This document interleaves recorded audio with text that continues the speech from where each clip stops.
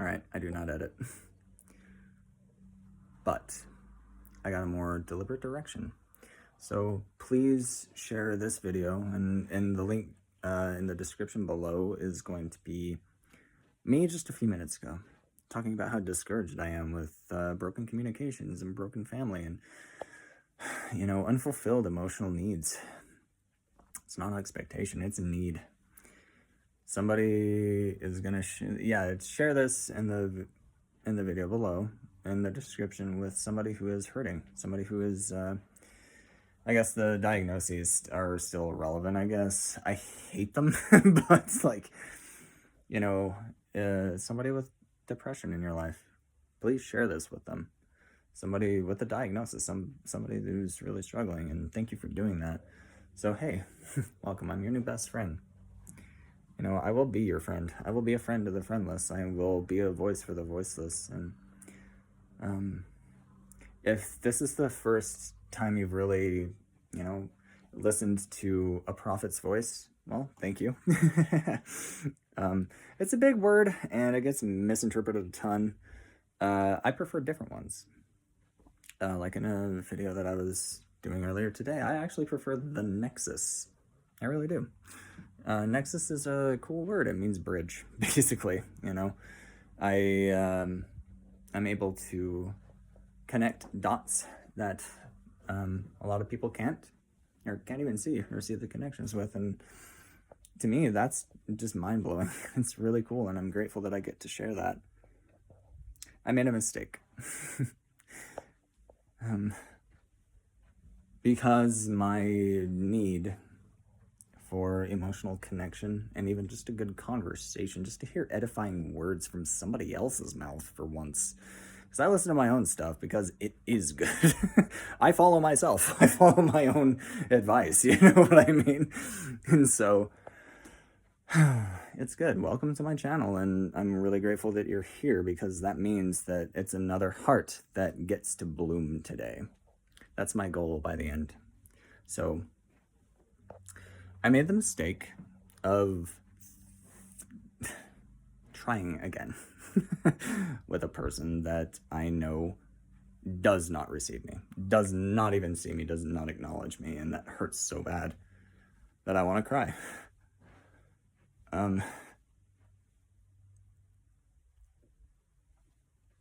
It's impossible.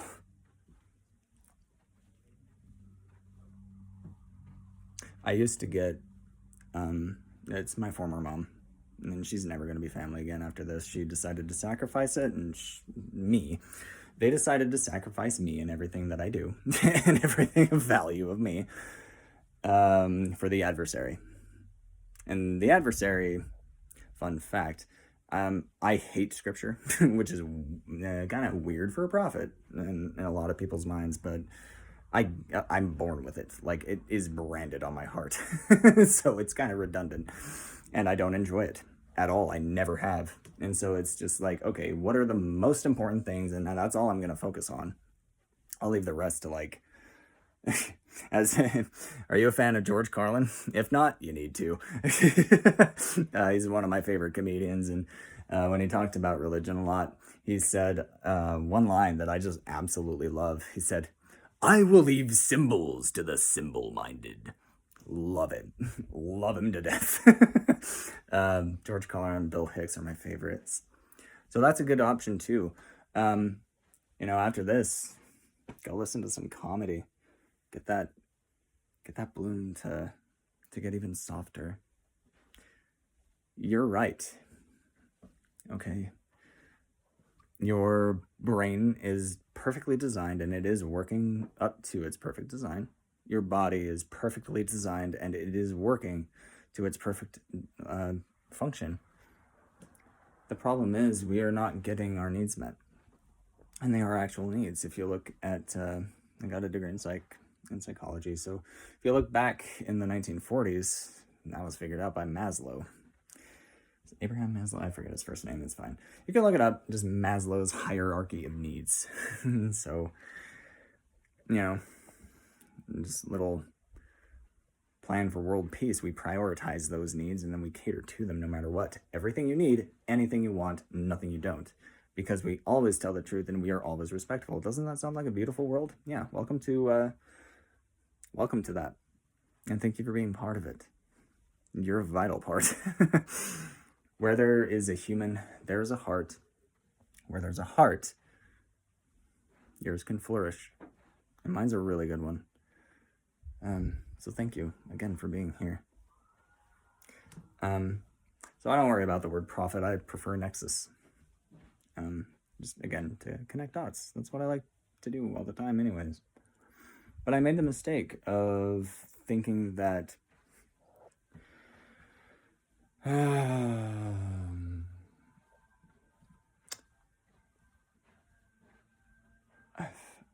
I should not have spoken. That was my mistake. I need to be quiet. That's what they want anyway. I'll give them what they want and they can have their reward. Your Highness. I don't know. That's disrespect. I can cut that. It's aimed at Trump anyway. So, anyway, your brain works fine. Your brain is perfectly designed. Your body is perfectly designed, and it is working just fine.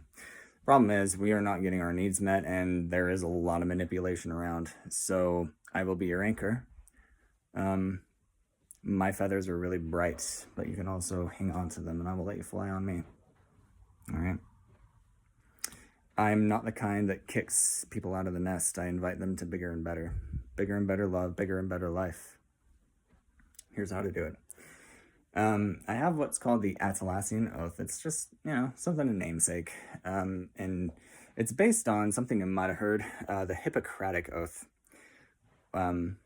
which is do no harm. I guess physicians take doctors and so they won't let you die or whatever.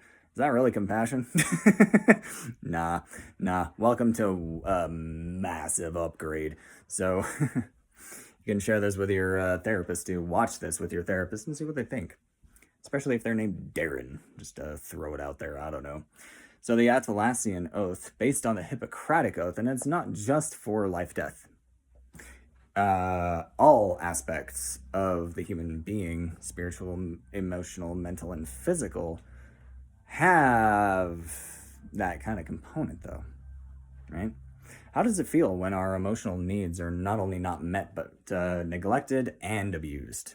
Worst of both worlds. It hurts like fuck. Like, there's no way around it. It hurts like fuck. I'll tag the video in the description below. You can see right for yourself. Like, it's all true. But, yeah, let's go for it. I'll just dive in and I'll explain it. So we just assume, or we promise right away, that we are not going to do any harm no matter what on any level. So the oath itself is really geared toward that. And you can add boundaries too, which is what we're going to do now, because I'm not around glowing hearts yet. I can't connect yet. And so I do need to protect a little bit. For my own sake, for my own mental health, right? So, starts off with spiritual, then emotional, mental, and physical aspects. Saying it out loud is very empowering. Thinking it gets it done a little bit too. It should always be in the back of your mind. I recite it all the time. I was on a walk earlier and I was going to town, So here we go. It's very easy. We start off with respect. Because, again, we are never going to lie. We are always going to be true. The spiritual thing there is no gods before me. Okay, God is truth. And think about it. The truth only hurts if you're living a lie. A lot. A lot of the time. If the truth is you are not getting your needs met, that is a hard truth. And it is a lie. Just not yours. More on that in another video. That's a big topic. So I needed that, actually. I really needed to hear that. Let's see. So start off with spiritual anchor. We'll start off with respect. It's the basic one, you know, on a step up. But pretty much how words work and how I connect the dots, I view it as knots on the same thread. So where we start with respect, that is baseline, right? But where can we go from there? You know, you might have seen like a rope ladder or whatever that you climb to a ceiling and come back down. Think of that. That's the image, right? So we start off with respect. That's our first knot. Okay. And then, you know, it can go all the way up. I just go with respect and love. That's it. But you can really go anywhere in between. And I encourage you to find your own words too. I said that in my debut with the Atlassian Oath. I believe in color palette rather than color specific. It's much better because you can get a much more rounded, experience and understanding. Okay, so we're just gonna start with respect today. So we embody it first. So I am respect. Powerful. I am respect. Therefore, I choose life. It's a spiritual anchor. Think of that. So I am love. I choose life. Just let that bloom for a second. What does that mean? We'll get to that in a second. Let's keep going. So I am respect. This is the emotional now. So spiritual, I am respect. I choose life, emotional. The kind of experience that you want to have emotionally, and think of that. What do you really want to feel? I'm not going to put words in your mouth. And remember, well, I am, but it's a very good one. And this is where I am. And I will explain why. But the word I use is cherish, which is big. But then that's love and cherish. But emotionally, just like baseline, how do you want to just be like around your bros or, you know, your crew or whatever you call them, you know, because it doesn't need to be that deep. That's like wife stuff. So we cherish our wives and stuff. But here's how this works. And again, like that's the big top knot, right? That's the ceiling, cherish. That's like end game. That's where we want to be. That's where we're like fully integrated. We love something so much that we just want to know everything about it. We want to be inside it. We want it around us. We want to be around it. We just want, pick your favorite preposition in of like just all of it, right? That's what we want. Just like the full integration, whatever that thing, that activity, that passion, that person, that whatever feels like to us in our hearts. We want to just like fully integrate it with it. We want to be like a water molecule in that water. We want to be so integrated with it. That's what cherish really means, right? That sounds amazing. When was the last time you really did that? For me, like concerts come to mind a lot, right? So music is easy. You know, it's like you get to dissolve completely and I'm like, yeah, dude. So cool, right?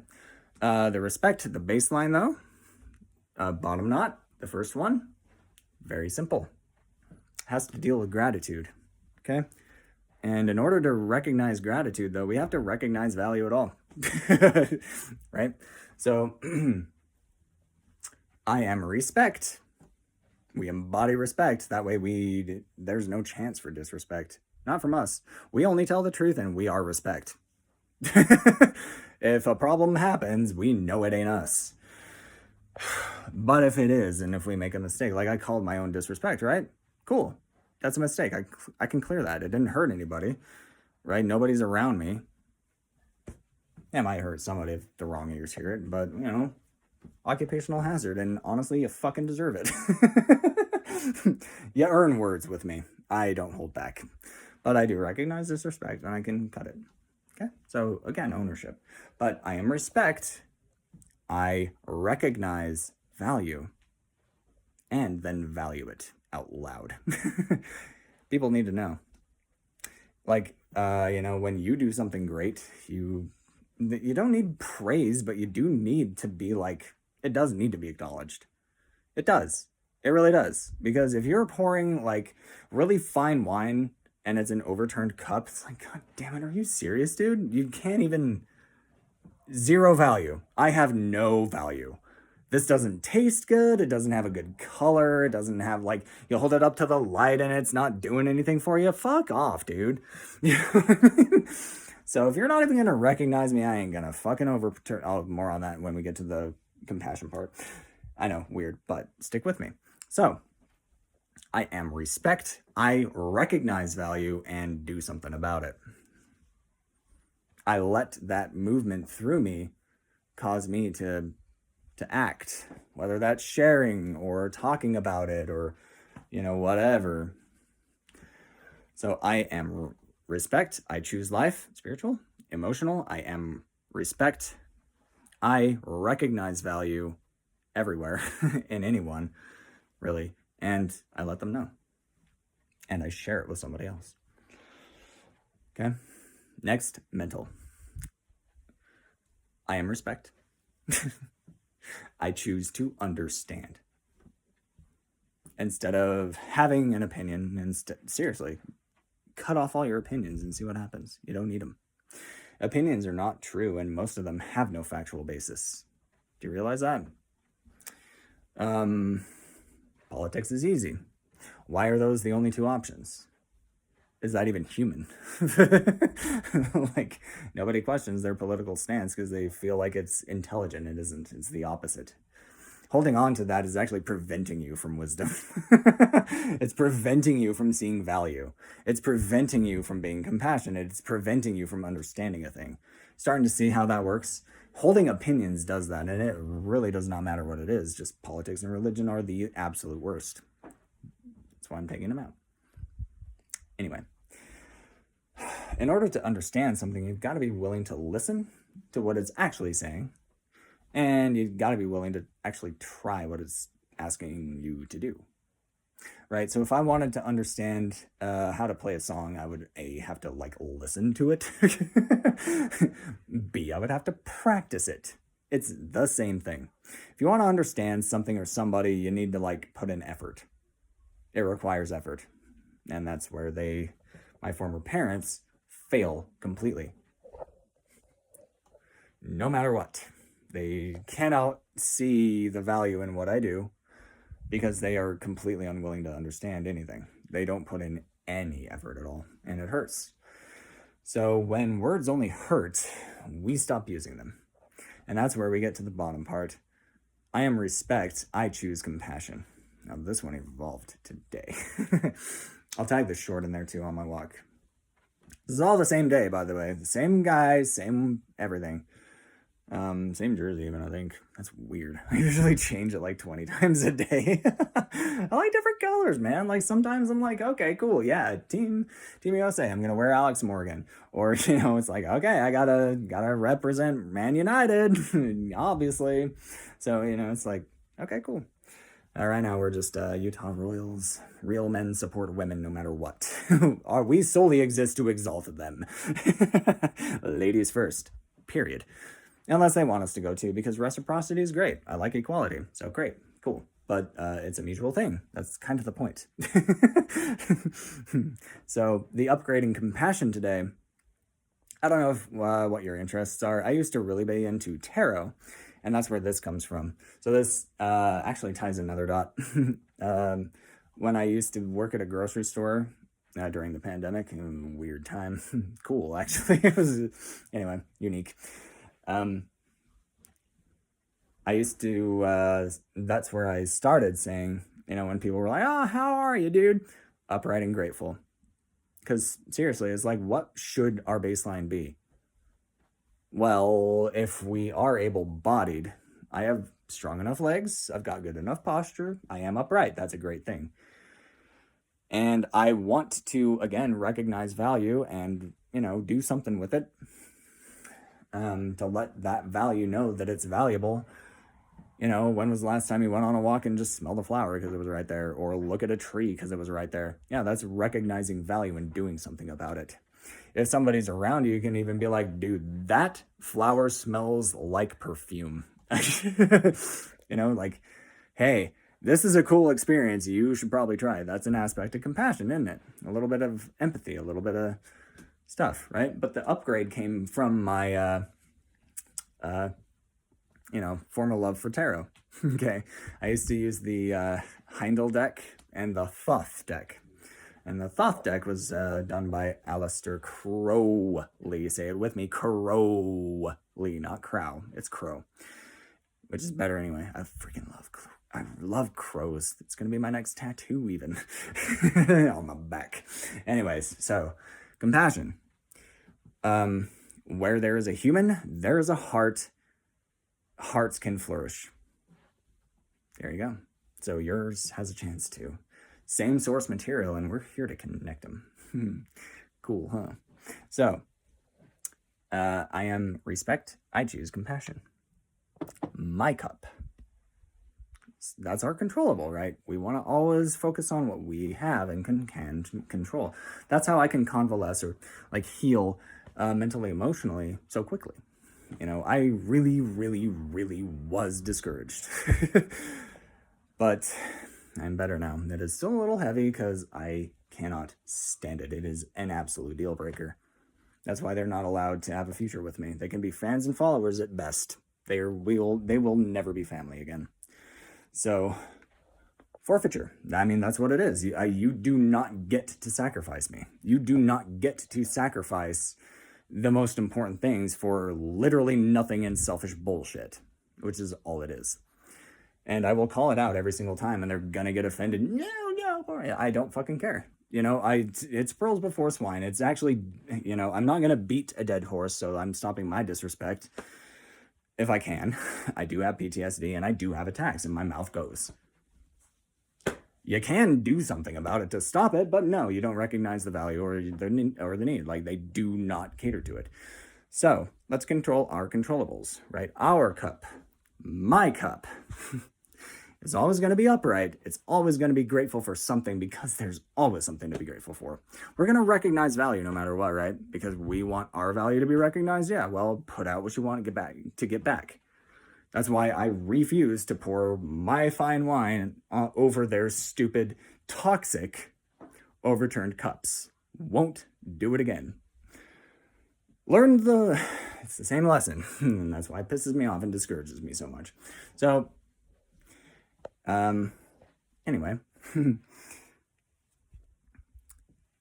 Upright, grateful, and overflowing.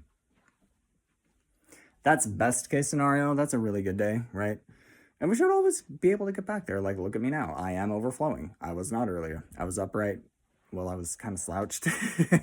I was grateful, but I was letting the discouragement kind of, just be the temperature of the hot tub for a second. We have the mental thing of, okay, they're just clouds and watch them. They're not scary. Well, they can be, but they are not real.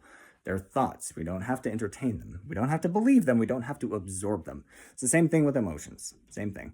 So the discouragement was really loud, right? Like a hot tub that's too hot. The temperature's still higher than I like, but it's manageable, right? Walk on water. Water symbolizes emotions, right? So, I'm here for a reason and purpose. I have value. I can walk on my own water. I might fall down every now and then, but maybe I can breathe underwater for a second before I can walk on it. It's your life, dude. So, there you go. So overflowing is best case scenario. At the very least, though, it has to be receptive. Think about it. My former parents are a perfect example. Okay, so pearls before swine is another way of putting it. Yeah. So I'm not going to pour my wine into toxic or overturned cups, and I thought I had a chance today. That was my mistake. So I tried to seek understanding, and it did not work. Again, for fuck's sake. For fucking goddamn sake. I'm a potty mouth. I'm the potty mouth prophet. I almost said potty mouth pirate. Arr. But, yeah, I'm the potty mouth prophet. I'm your bro, dude. I don't care. See, truth is way more important than tact sometimes. But yeah, I am respect. I choose compassion. So I expect gracious recipients, and if not, I stop. That is going to be my new thing in life. You're going to blame me for shit that I don't do. You're going to make accusations against me that don't apply and have no factual basis. And if they do, yeah, you might be able to argue, but why the fuck are you? You're supposed to be my mom. Fuck that and fuck you for doing it. So that's it. Like, just because you can make the argument, don't. What truth do you want to be true? Okay, you're limiting yourself, and I'm gonna move on and kick you out. Like, you should have just cooperated. It was way easier. So anyways, but